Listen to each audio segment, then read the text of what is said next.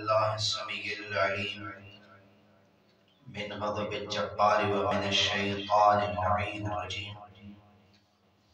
بسم الله الرحمن الرحيم. الحمد لله الذي خلق الإنسان وعلمه البيان وشرفه على سائر الحيوان بالنطق والبيان وكرمنا وفضلنا على السابقة بالتصديق والإيمان وهو أحسن الخالقين.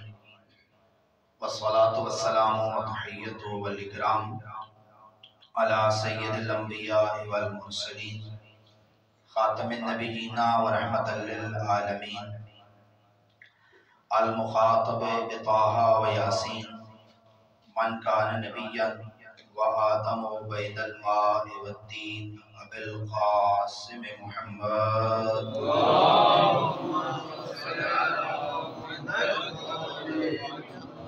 وعلى عترته الأطيبين الأطهرين المعصومين المظلومين المنتجبين المخدومين ولعنة الله على أعدائهم أجمعين من يوم عداوتهم إلى يوم الدين وبعد يوم الدين. رب اشرح لي صدري ويسر لي أمري واحلل عقدة من لساني يفقهوا قولي.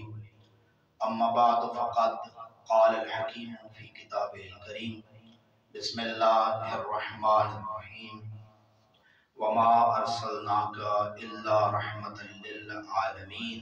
وفي مقام آخر كل نفس ذائقة الموت بآواز بلند صلوات. اللهم صل على محمد. دعا ہے خداوند منان و قدوس آپ تمام کا اس جلیلۃ القدر بارگاہ میں آنا قبول فرمائے.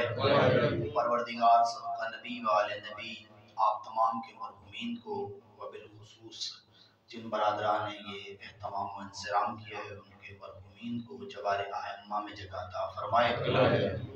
جو دوستان پاکستان سے زیارات مقدسہ کے لیے تشریف لائے ہیں پروردگار اپنے حضور میں ان کی زیارات مقبول فرمائے اور اس کا اجر جزیل عطا فرمائے. ہماری اس حاضری کو پروردگار ہمارے لیے توشہ آخرت قرار دے. ہمارے مولا و آقا کو ہم سے راضی و خوشنود فرمائے. اپنی اور ہماری دعاؤں کی قبولیت کے لیے بلند صلوات.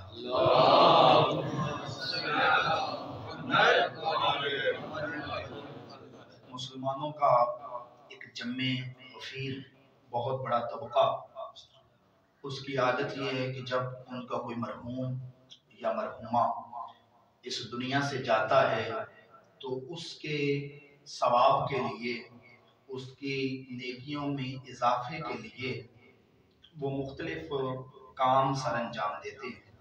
کوئی مرحوم کے لیے ہاسپٹل بنوا دیتا ہے, کوئی پانی کا اہتمام انصرام کر دیتا ہے, کوئی یتیموں مسکینوں کی مدد کر دیتا ہے, کوئی اس کے لیے قرآن خوانی کرتا ہے. یہ سارے کام اپنی جگہ پہ بہت احسن مستحسن قابل ستائش ہیں اور ثواب کے قابل ہیں, لیکن سچ یہ ہے کہ جتنا فائدہ مرحوم کو ذکر اہل بیت سے ہوتا ہے کسی چیز سے نہیں ہوتا. کوئی یہ نہیں کہہ رہا کہ یہ کام درست نہیں ہے, نہیں, محمد و آل محمد کی تعلیمات ہی یہی ہیں, ہمیں نیکی کا ہی کہا گیا ہے. اور کہتے ہیں کہ مرحوم کے عقیدے کا دروازہ مرنے کے ساتھ بند ہو جاتا ہے. عقیدے والی کتاب بند ہو جاتی ہے لیکن عمل والی کتاب کھلی رہتی ہے. یعنی دنیا سے جاؤ اگر بد عقیدہ ہو تو پیچھے کوئی جو بھی کرتا رہے تمہیں کام نہیں دے سکتا, لیکن اگر عقیدہ درست ہے عمل میں کوئی کمی رہ گئی ہے تو پیچھے اگر کوئی سلف صالح چھوڑو گے, خلف صالح چھوڑو گے تو وہ تمہارے لیے بہتر ثابت ہوگا اور تمہارے درجات ترقی کرتے رہیں گے, بلند ہوتے رہیں گے.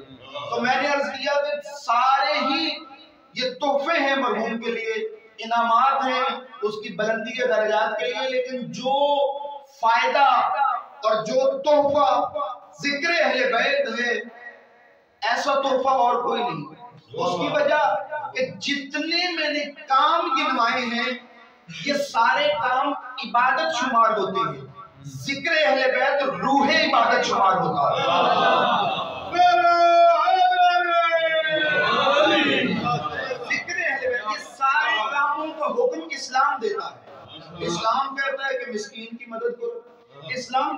محتاج کی مدد کرو، اسلام کہتا ہے نادار کی مدد کرو، اسلام کہتا ہے کہ بھوکے کو کھانا کھلاؤ، اسلام کہتا ہے کہ پیاسے کو پانی پلاؤ، اسلام کہتا ہے کہ لوگوں کی زندگی کا اہتمام کرو اور طب کے اور ہاسپٹل وغیرہ ان کار خیر میں اپنا حصہ ڈالو۔ یہ اسلام کہتا ہے۔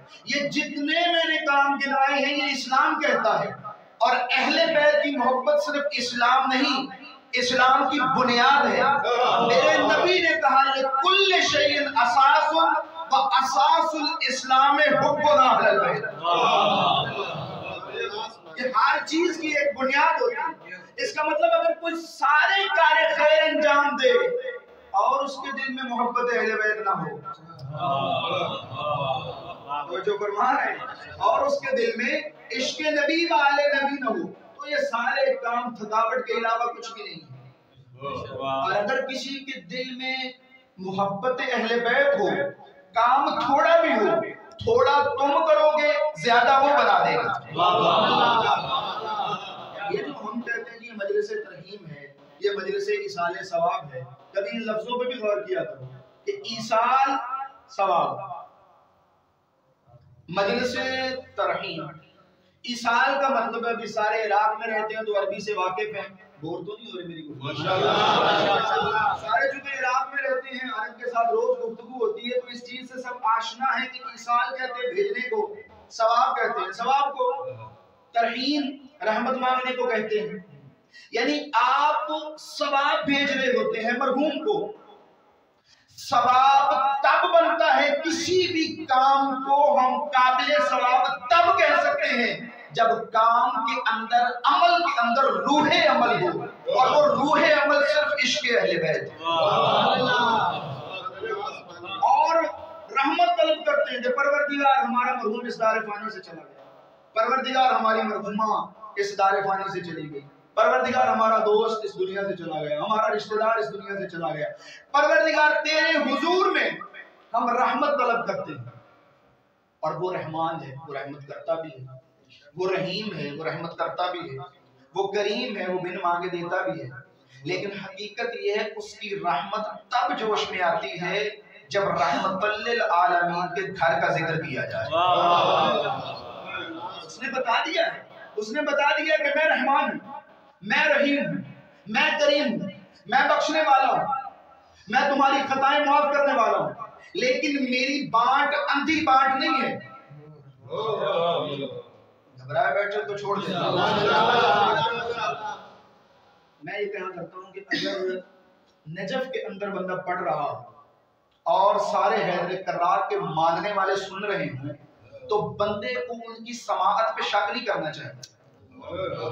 یعنی میرے اندر اتنی حیثیت میری نہیں ہے، اوقات نہیں ہے کہ میں کہوں آپ سن رہے ہیں یا نہیں سن رہے۔ باقی لوگوں کو کہہ سکتا ہوں، علی کے ماننے والے کو نہیں کہہ سکتا۔ کیوں؟ علی کے ماننے والے کی سماعت اتنی تیز ہے، قبر میں بھی لیٹا ہو تو ہم کہتے ہیں سن سمجھ۔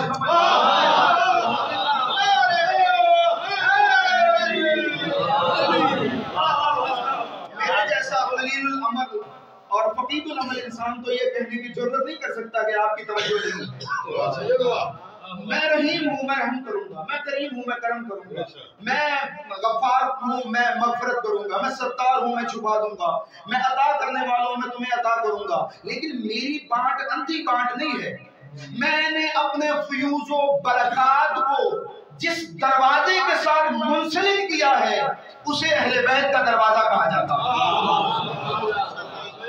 آپ کو توفیق دے، آپ زیارات پہ آئے ہیں تو میرا حق بنتا ہے کہ ایسی گفتگو کی جائے جو آپ کے لیے بھی فائدہ مند ہو اور بندہ ناچیز کے لیے بھی فائدہ مند ہو، کہ کون سا ایسا اہل بیت کا ماننے والا ہے جو زیارت پڑھے اور یہ جملہ نہ پڑھے، السلام علیکم یا ابواب الحطۃ والمغفرہ، اے مغفرت کے دروازوں آپ پہ ہمارا سلام،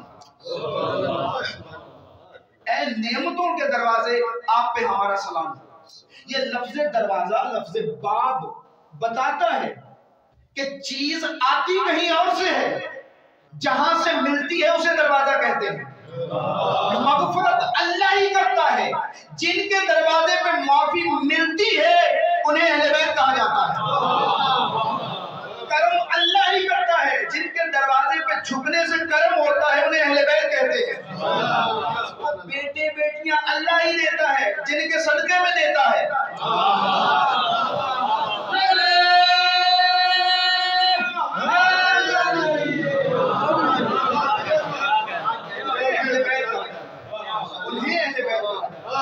چھوٹی چھوٹی باتوں میں شرک نہیں ہوتا. بلکہ میں اگر ایک قدم اور آگے بڑھاؤں، تم کہتے ہو شرک ہوتا ہے اگر ان کے دروازے پہ آگے کچھ مانگا جائے. میں کہتا ہوں توحید مکمل ہی نہیں ہوتی جب تک ان کے دروازے پہ جھکا نہ جائے. کامل توحید پرست وہ ہے جو اسے بھی مانتا ہے اور اس کے بنائے ہوئوں کو بھی مانتا ہے. ورنہ تم میں اور اس میں کیا فرق ہے جس نے کہا تھا تجھے مانتا ہوں آدم کو نہیں مانتا. تو جو فرمائے مغفرت اللہ کرتا ہے، جن کے دروازے پہ آ کے معافی ملتی ہے انہیں اہل بیت کہا جاتا ہے. کرم اسی کا ہے، مطلق ذات اسی کی ہے، واجب الوجود وہی ہے، علی کل شیء قدیر وہی ہے. لیکن جن کے دروازے پہ آ کے یہ چیزیں ملتی ہیں، آپ اپنے ائمہ کے دروازے پہ جا کے نہیں کہتے کہ آپ باب الحوائج ہیں.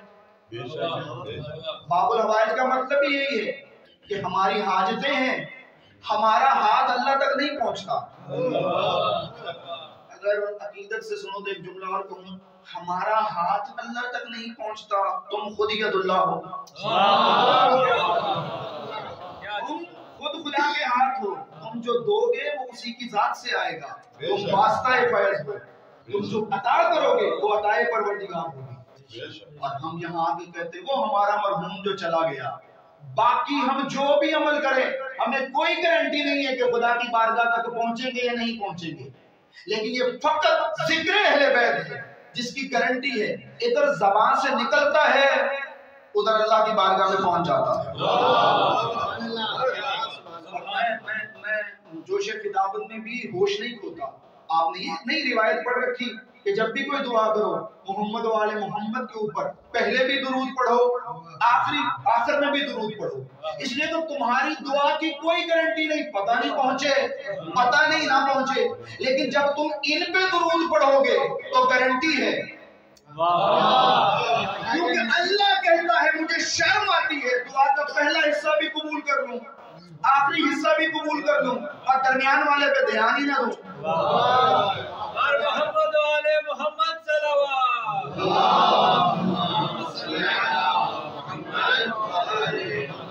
اور انسان کا کمال یہ ہے، ہم جیسے ناقص انسانوں کا کمال یہ ہے کہ ہم ان کے دروازے پہ آ کے اپنی ہار مان جائیں.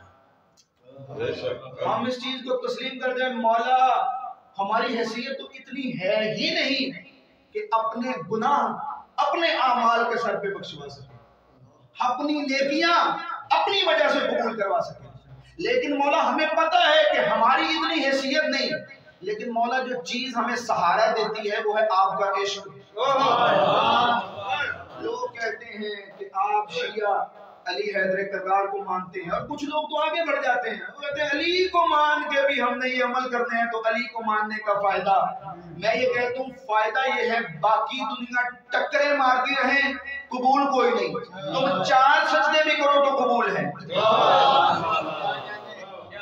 کہتے ہیں کہ حب آل محمد یومن افضل من عبادت السنہ، کہ علی کی محبت دل میں ہو تو ایک دن کی عبادت سال کی عبادت سے بہتر بن جاتی ہے. جس دل میں عشق علی نہ ہو، جس دل میں عشق اہل بیت نہ ہو، وہ لاکھ عبادتیں کرتا رہے، اس کی عبادت کو ابھی علماء سمجھیں گے اس کی عبادت کو عبادت کہنا اصلاً عبادت کی توہین ہے. ہم اپنے دوستوں کو اپنے جو اہل بیت کے چاہنے والے ہیں انہیں کہتے ہیں مومنین. آپ مومن ہیں جی؟ الحمدللہ مومن ہیں. علی حیدر کرار کو ماننے والے آپ کہتے ہیں جی مومنین ہیں، ایمان لانے والے ہیں، متقین ہیں.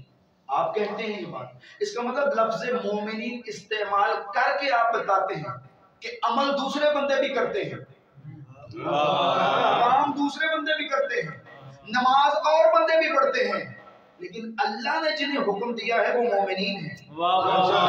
پڑھتے اور بھی ہیں، اللہ کی بارگاہ میں جن کی پہنچتی ہے وہ مومنین ہیں. اور مومن وہ ہوتا ہے جو علی کو امیر المومنین مانتا ہے.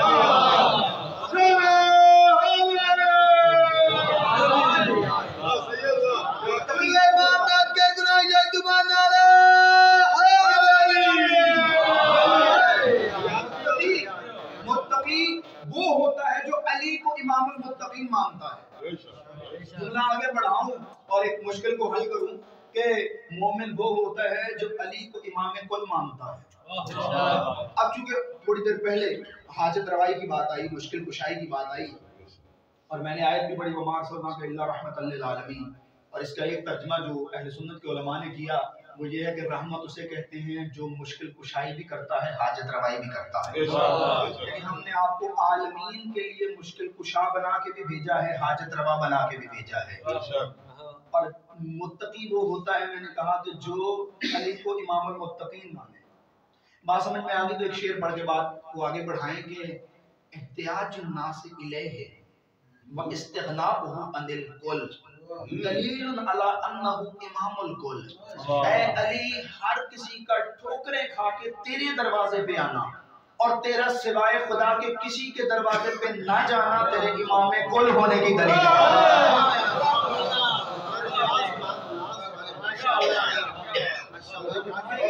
ہر کوئی ٹھوکر، کیونکہ اللہ اپنے نمائندے کو، اللہ اپنی حجت کو اپنے علاوہ کبھی کسی کا محتاج نہیں کرتا، زمانے کو اس کا محتاج کرتا ہے، اسے زمانے کا محتاج نہیں کرتا۔ اسی لیے ہم کہتے ہیں کہ زمانہ علی کو چھوڑ دے، علی کو کوئی پرواہ نہیں، ایک لمحے کے لیے علی زمانے کو چھوڑ دے۔ میں بات کی دلیل نہ دوں تو میں نے علی کو مانا ہی نہیں ہے۔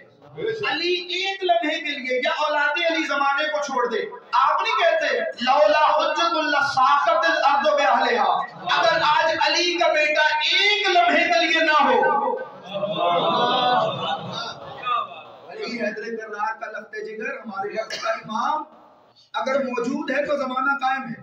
اس کا مطلب یہ زمانے کے محتاج نہیں، زمانہ ان کا محتاج ہے، یہ مکانوں کے محتاج نہیں، ہر مقام ان کا محتاج ہے، یہ فضیلتوں کے محتاج نہیں، جو یہ کرتے جاتے ہیں وہی باعث فضیلت ہوتا جاتا ہے۔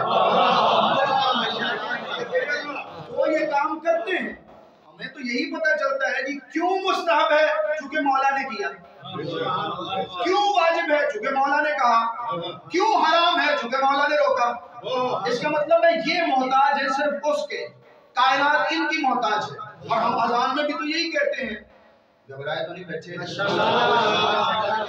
زحمت دے سکتا ہوں، ٹھیک ہے؟ میں یہ کوشش کروں گا کہ ایسی باتیں ہیں جو ذہن میں راسخ ہو جائیں، اور اگر ہم مجلس کے بعد بھی ان پہ سوچیں تو ہمارے لیے اہل بیت کو سمجھنے میں، اگرچہ سمجھنا میں بے گناہی حقیقت کو سمجھنا تو ہمارے بس کی بات نہیں ہے، لیکن جب بھی ہم ان پہ غور کریں ہمارے دل میں محبت اہل بیت زندہ ہوتی ہے، تو ایسی باتیں کرنی چاہیے۔ ہم اذان میں کہتے ہیں اشہد ان علی امیر المؤمنین و امام المتقین، علی مومنوں کا امیر ہے، متقیوں کا امام ہے۔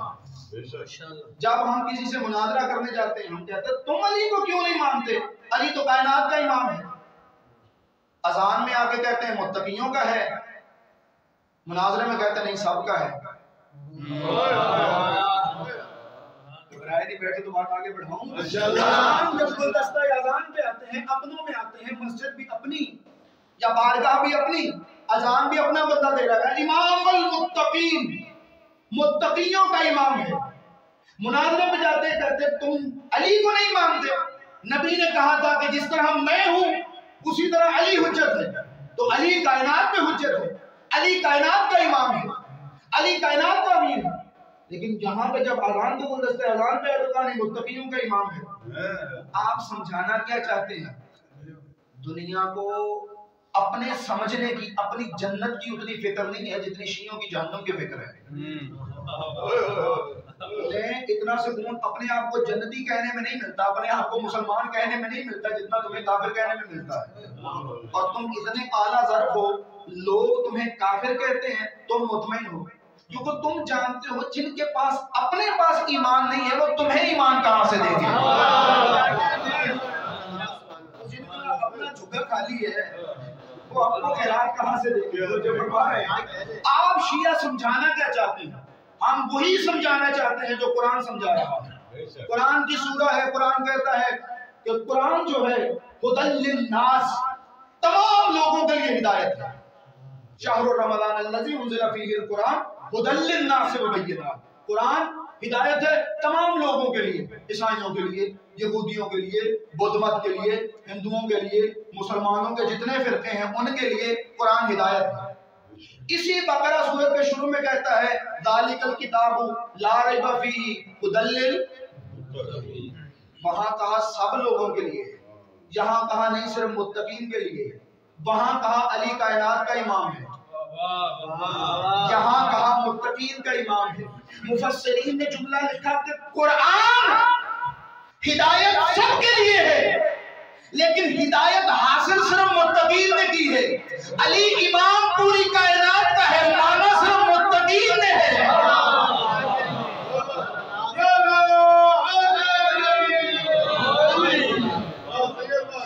جس کی امامت کو مان جاتا ہے وہی تو متقی بنتا ہے، جس کے دل میں اس کی امامت اتر جاتی ہے۔ دنیا پہاڑ اپنی جگہ چھوڑ سکتا ہے، علی کا محب علی سے پھر جائے ایسا ممکن نہیں ہے، ایسا امکان نہیں ہے کہ علی کا چاہنے والا علی کو چھوڑ دے۔ ہم نے گردنیں کٹوائیں علی کو نہیں چھوڑا، ہم نے گھر دے دیے علی کو نہیں چھوڑا، ہمارا قتل ہوا ہم نے علی کو نہیں چھوڑا۔ کیوں؟ اس لیے کہ قتل ہونا آسان ہے، علی کو چھوڑنا مشکل ہے۔ مر جانا آسان ہے، حیدر کرار کے دروازے کو چھوڑنا مشکل ہے۔ کیوں؟ ہمیں پتہ ہے یہ جو سانسیں چل رہی ہیں یہ بھی اس کا صدقہ ہے، مرنے کے بعد جہاں پہ پہنچنا ہے وہ بھی تو اس کی جگہ ہے۔ اور کتنی بہترین موت وہ ہے، کتنی پیاری موت وہ ہے کہ گردن پہ خنجر چل رہا ہو اور زبان پہ حیدر کرار کا نام ہو۔ شاید حجری علی کے چاہنے والے، جیسے مثل میں تیمار کا قتل آپ نے سنا ہوا ہے کہ ان کی زبان کاٹی گئی اور ان کے آزاد کاٹے گئے، اسی طرح رشید حجری کا ہے کہ ان کا ایک پاؤں اور ایک بازو کاٹا گیا، پھر دوسرا پاؤں اور دوسرا بازو کاٹا گیا، خون میں لت پت گھر والے گھر لے کے آ گئے۔ انہوں نے حاکم کو کہا تھا تم نے صرف ہاتھ پاؤں کاٹے ہیں، میرے مولا نے کہا تھا تیری زبان بھی کٹے گی۔ اس نے کہا کہ میں استغفر اللہ میں علی کو جھوٹا ثابت کروں گا۔ اس نے کہا تیری جرت نہیں، اوقات نہیں تو جھوٹا ثابت کر سکے۔ وہ اٹھا کے گھر لے آئے، میں واقعہ نہیں پڑھوں گا لیکن جملہ کہنا چاہتا ہوں اور دقیق ذہنوں کے لیے جملہ ہے۔ گھر میں آ گئے، ان کی بیٹی تھی امت اللہ نام تھا، اپنے باپ کے قریب آ کے کہتی بابا ہاتھ پاؤں کٹ گئے علی کے عشق میں، آپ کو درد ہو رہا ہے؟ مسکرا کے کہنے لگا بیٹا درد تو ہو رہا ہے پر مجھے نہیں۔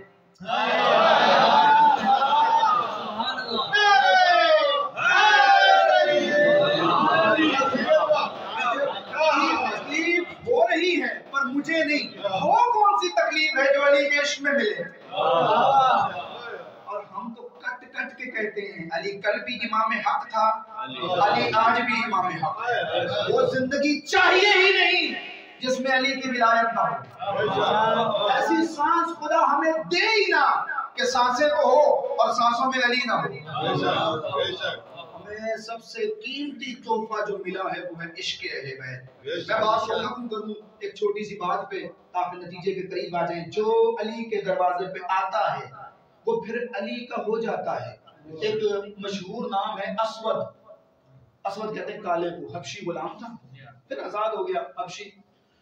اس نے کر لی چوری، بات آپ نے سنی ہوئی ہے لیکن نتیجے پہ پہنچنا ہے۔ اس نے کر لی چوری، جب چوری کر لی تو پشیمان ہوا کیونکہ علی کا چاہنے والا تھا، پشیمانی تو بنتی تھی۔ دروازے پہ آیا حیدر کرار کے، علی تخت خلافت پہ ہیں بظاہر، جب آیا کہنے لگا یا علی میں نے چوری کی۔ امام نے اقرار لیا اس سے، پھر اقرار لیا، پھر اقرار لیا۔ جب اقرار ہو گیا تو امام نے تلوار منگائی اور اس کے پورے، ہماری فقہ مذہب اہل بیت میں ہاتھ پورا نہیں کاٹا جاتا، یہ جو سجدہ گاہ ہے یہ خدا کے لیے چھوڑی جاتی ہے اور پورے کاٹے جاتے ہیں، تو اس کا فقہی حکم ہے۔ تو پورے کاٹے، اس نے کٹے ہوئے پورے اپنی جھولی میں لیے اور باہر جا رہا تھا۔ حارث بن القوا نامی ایک منافق، اس نے جب دیکھا کہ آ رہا ہے اسود اور خون نکل رہا ہے ہاتھوں سے، قریب جا کے کہنے لگا کس نے ہاتھ کاٹے؟ جانتا تو تھا لیکن دل میں یہ منافق سوچ رہا تھا آج علی نے اسے سزا دی ہے، آج تو کچھ ایسا کہے گا کہ جس سے استغفر اللہ علی کی توہین ہوگی، اسے کیا پتا یہ علی کا چاہنے والا ہے. سلامت ہو زبان پہ تب بھی علی علی ہے, کٹ جائے تو خون میں علی علی ہے.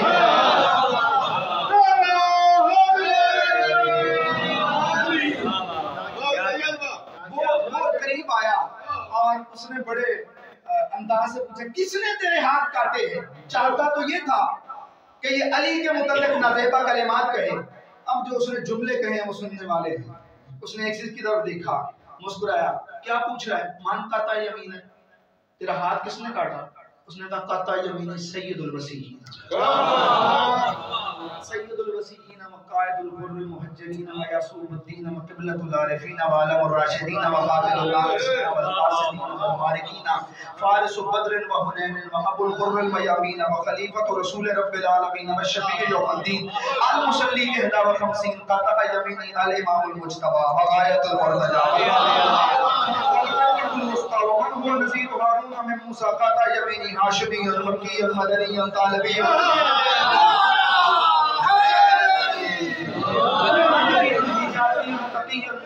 زکی وحی القطع یمینی مربی القطائب وجن عربی آتی ہے وہ تو بولے نا. مربی القطائب ومظہر العجائب صاحب المعجزات والغرائب ومنقص الرایات ومحل المشکلات وفاصل القضایا والشمس الغدوات والممدوح فی العطا والزاریات والامہ والمرسلات ومن حبه حسنۃ لا تضر معها سیئۃ وبغضه سیئۃ لا تنفع معها حسنۃ قطع یمینی طاہر الباب ومن عنده علم الکتاب.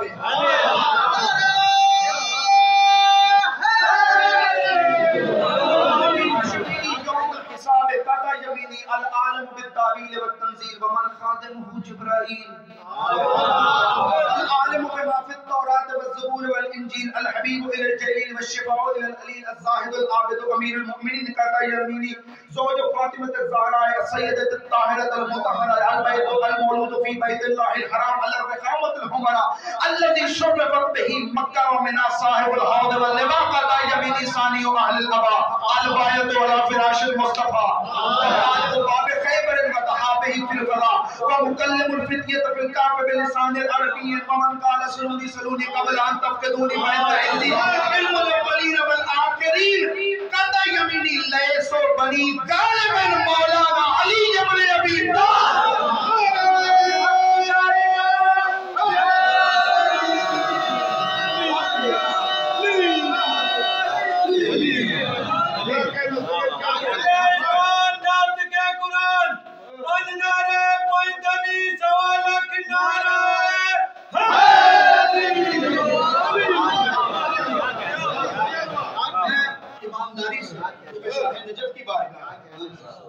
طالب.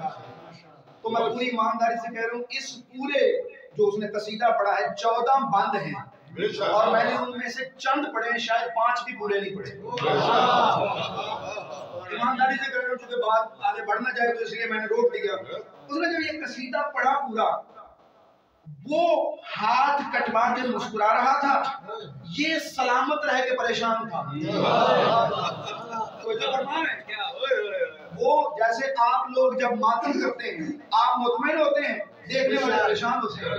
کوئی پرانی سنت ہے, وہ مطمئن تھا اور یہ پریشان ہو رہا. کٹوا کے ہاتھ وہ مطمئن ہے. اس نے کہا اس نے علی نے تیرے ہاتھ کاٹ دیے اور تو اس کے قصیدے پڑھ رہا ہے. اس نے کہا کیا کروں, مجبور ہوں, ہاتھ کاٹے ہیں لیکن میرے خون میں بھی اس کی محبت ہے, میرے گوشت میں بھی اس کی محبت ہے. میرے خون کا ایک قطرہ بھی جب تک باقی ہے وہ علی علی کرے گا. علی مجھے ٹکڑوں میں تقسیم کر دے, میرے بدن کو پارا پارا کر دے, یہ بدن پھر بھی علی علی کی صدا دے گا.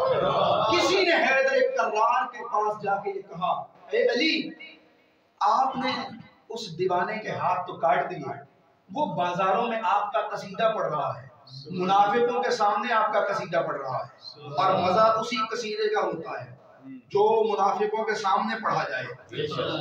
جب علی حیدر کرار شعر کردگار حجت الجبار کو پتہ چلا تو حیدر کرار نے, اس سے خوبصورت جملہ شاید میرے خطابت میں نہ ہو, اپنے بیٹے حسن کو بلا کے کہا, یا حسن علیک امک الاسود, جا اپنے چچا کو بلا کے لے کے آ. علی پڑھنے کا اس سے بڑا انعام تو ہو نہیں سکتا. جا اپنے چچا کو بلا کے لے کے حسن مجتبی مولا گئے اسے بلا کے لے آئے. حیدر کرار نے وہ کٹے ہوئے پھوڑے دوبارہ اس کی انگلیوں پہ رکھے, رومال ڈالا, ہاتھ اٹھائے, دعا کی, رومال ہٹایا, ہاتھ سلامت ہو گیا. کسی نے پڑھ کے کہا اے علی پہلے کاٹا بھی خود اب جوڑا بھی خود. مسکرا کے کہنے لگے میں علی ہوں, وہ ہماری عدالت تھی, یہ ہماری کریمی ہے.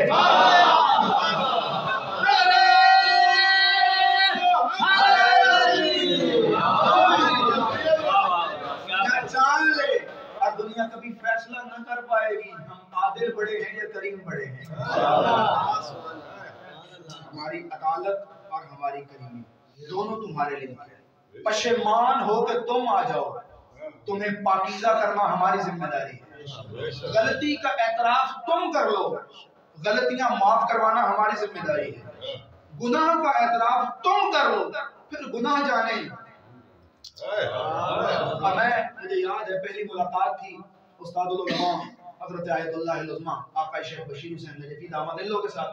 تو انہوں نے واضح نصیحت کے بعد جو جملہ ارشاد فرمایا, ان کا علی حیدر کرار کی زری کے ساتھ لپٹ کر ایسے مانگا کرو جیسے چھوٹا بچہ اپنے باپ سے مانگتا ہے. اور کہا پھر زری سے کچھ پیچھے ہٹ کے اپنے گناہوں کا اعتراف کرو. کہنے لگے دل میں اعتراف نہیں, زبان سے اعتراف کرو اور وعدہ کرو مولا پیچھے جو ہو گیا وہ آپ معاف کروا دیں, آگے میں وعدہ کرتا ہوں گناہ نہیں کروں. پیچھے جو ہو گیا. کیسے ممکن ہے بندہ علی کا واسطہ دے کے, اہل بیت کا واسطہ دے کے دعا کرے اور دعا قبول نہ ہو. ان کے مسائل سن کے بندہ دعا کرے اور دعا قبول نہ ہو, ایسا ممکن نہیں ہے. کائنات میں سب سے بڑا وسیلہ ہے اہل بیت, ان سے بڑا کوئی وسیلہ نہیں. جو ان کو مان کے ان کا واسطہ دے کے بھی یہ سمجھتا ہے کہ پتہ نہیں خدا میری بات کو سن رہا ہے یا نہیں, وہ توہین اہل بیت کرتا ہے. ان کے دروازے پہ آؤ, اپنی خطاؤں کو معاف کرواؤ, آؤ ان کے فضائل پڑھو, اپنے سینوں کو معطر کرو. ان کے دروازے پہ آؤ, ان کے مسائل کے ساتھ اپنے قلوب کو منور کرو اور ان کے ساتھ وعدہ کرو مولا ہماری زندگیاں آپ کے نام, ہمارا مال آپ کے نام. مولا آج ہم اس زمانے میں سانس لے رہے ہیں, مولا آپ کا نام لے کے رو رہے ہیں, آپ کی مجلسیں کروا رہے ہیں. مولا ہمارے پاس چارہ جو کوئی نہیں. مولا اگر ہم کربلا میں ہوتے نا سکینہ کو تماچے ہوئی نہ مارتا. مولا اگر ہم کربلا میں ہوتے اکبر کی جوتیوں میں اپنی جانوں کو نچھاور کر دیتے. مولا ہم آپ کے نام پہ قربان ہیں, بار میں مولا آپ کے دادا کے نام پہ قربان ہیں. مولا ہم غریبوں کے پاس آنسوں کے علاوہ کچھ بھی نہیں ہے. مولا ہمارے پاس رونے کے علاوہ کچھ بھی نہیں ہے. مولا یہ ذکر ہے اب ہمارا دل معطر ہو جاتا ہے. آؤ یاد کرتے ہیں کربلا کو.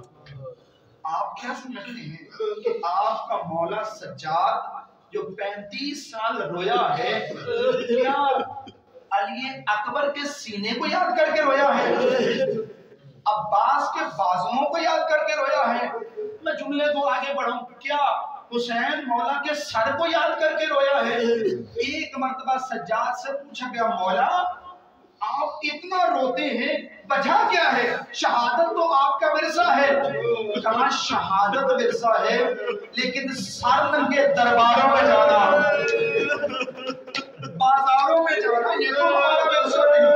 پوچھنے والے نے پوچھا مولا سب سے زیادہ مصیبت کہاں پہ پیش آئی؟ سجاد رونے لگے, رو کے کہتے ہیں الشام الشام الشام. پوچھنے والا پوچھتا ہے مولا شام میں ایسی کون سی مصیبت آ گئی کہ سجاد زندگی بھر الشام الشام الشام کرتا رہا؟ رو کے کہتے ہیں نہ آپ رو نہ مجھے رولا. اگر تو سننا چاہتا ہے نا 7 مصیبتیں شام میں ایسی آئی ہے جنہوں نے سجاد کو رونے پہ مجبور کر دیا. اجرکم اللہ مولا تمہارے آنسوں کو قبول کرے، شاہ رجب تمہاری زیارتوں کو قبول کرے، مولا مولا شمار عزاداران حسین میں کرے، مولا ہمیں سب حسین میں مشہور کرے۔ رونے والوں سنو گے جملے، سجاد رو کے کہنے لگے سننا چاہتا ہے پہلی مصیبت یہ تھی ہمیں 3 دن تک شام کے باہر کھڑا رکھا، جو ہی ایلچی اور قاصد جاتا یزید کے پاس اور جا کے کہتے یزید قافلہ تیار ہے، اگر تیرا حکم ہو تو قافلے کو شام میں داخل ہونے کی اجازت دے۔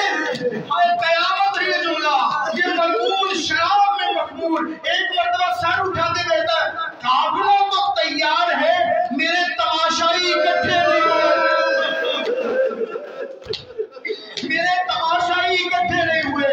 مولا فرماتے اس کے بعد جب ہمیں اجازت ملی ہے شام میں داخلے کی، امام فرماتے ہمیں جب داخل کیا گیا، سنو گے جملہ، امام فرماتے ہم جب داخل ہوئے ہمارے سامنے گھٹیا قسم کے لوگ، کوئی ناچ رہا تھا، کوئی گا رہا تھا، کوئی ہمارے سامنے شراب پی رہا تھا۔ مولا فرماتے ہمیں ان بازاروں میں پھرایا گیا جن بازاروں میں غلاموں کو فروخت کیا جاتا ہے۔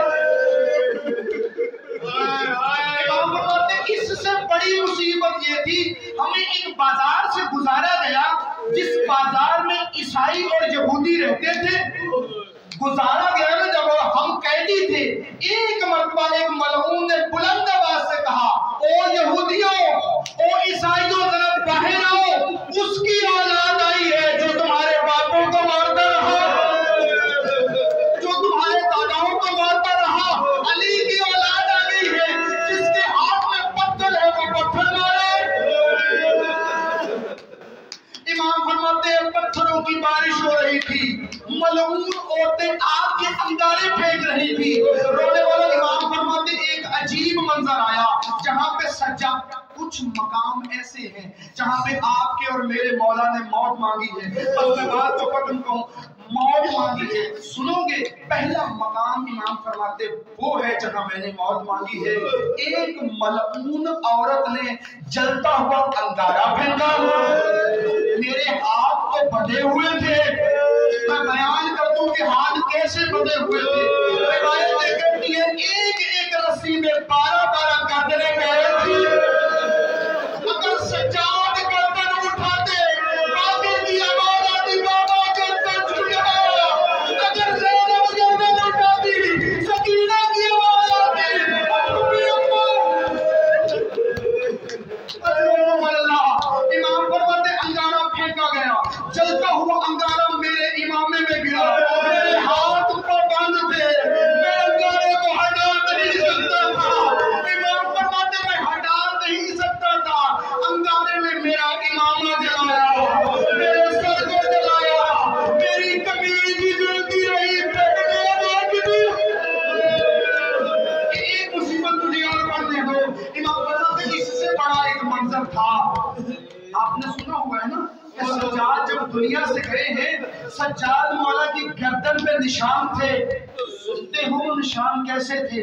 امام فرماتے ایک لوہے کی خاردار تار سے میری گردن کو باندھا گیا، کاش میں یہ منظر سمجھا دوں، یوں گردن سے گزار کے اونٹ کے نیچے سے اس تار کو باندھا گیا، گھوڑا اور انداز سے چلتا ہے، اونٹ اور انداز سے چلتا ہے، اونٹ جب چلتا ہے کبھی دائیں جاتا ہے کبھی بائیں جاتا ہے، امام فرماتے اونٹ جو جو قدم اٹھاتا میری گردن زخمی ہو جاتی ہے۔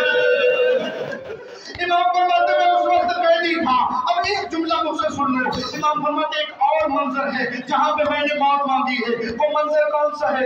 امام فرماتے اونٹ کے اوپر فاطمہ بنت حسن مولا باقر کی والدہ تشریف فرما تھی، ہاتھ میں مولا باقر تھے، ایک ملعون نے